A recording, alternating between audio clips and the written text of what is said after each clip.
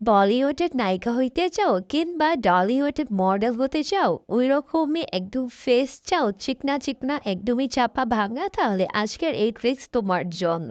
তেমন কিছু না, লিকুইড একটা কন্ট্রোলিং নিয়ে এই যে দেখো আমি একটা লাইন টানতেছি এরকম দুই মাথাওয়ালা একটা লাইন টেনে নেবা বাস।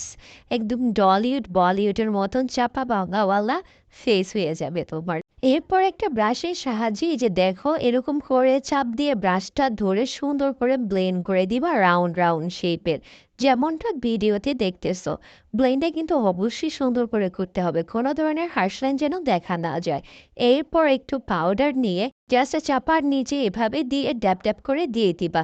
দেখবা পারফেক্ট একদম ডলিউড কিংবা বলিউডের মতো নায়িকা বা মডেলের মতন হয়ে গেছে তোমার চাপা ভাঙা। তফাৎটা ভিডিওতে দেখলেই বুঝতে পারবা।